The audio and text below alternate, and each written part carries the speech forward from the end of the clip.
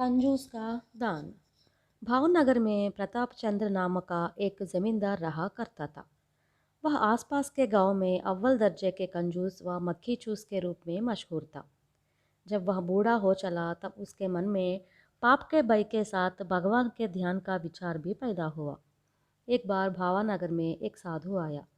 प्रताप चंद ने उसके दर्शन करने के बाद निवेदन किया, महाशय, मेरी मृत्यु के बाद यदि स्वर्ग में पहुंचना हो तो मुझे इस जीवन में क्या क्या करना होगा, कृपया बताइए। साधु ने उसे सलाह दी कि वह दिल खोलकर दान करे।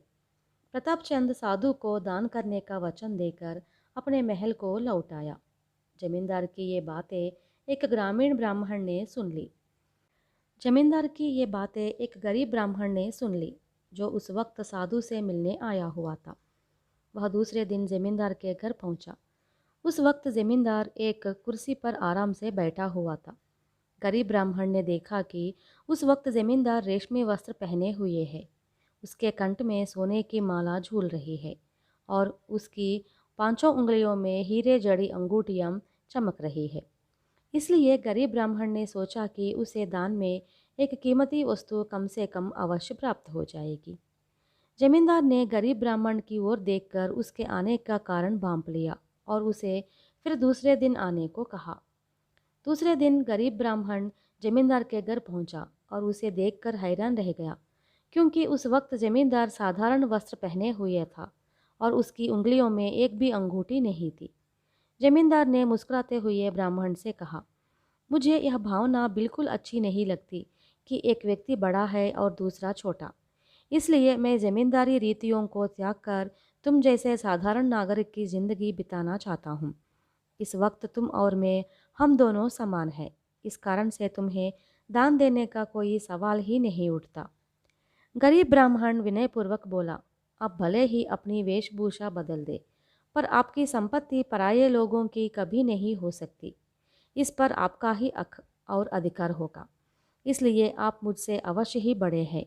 आप इस गरीब को कुछ न कुछ दान देने का अनुग्रह करें।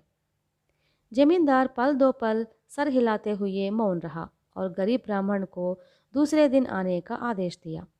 दूसरे दिन गरीब ब्राह्मण जमींदार को देखा और अधिक चकित रह गया, क्योंकि उस वक्त जमींदार एक साधु जैसे गेरुआ वस्त्र धारण किए हुए था। जमींदार ने ब्राह्मण को देखते ही कहा, मैंने संन्यास ले रखा है। इस संसार के धन और संपत्ति के साथ मेरा कोई संबंध नहीं है। तो आपने अपनी सारी संपत्ति का क्या किया? गरीब ब्राह्मण ने पूछा।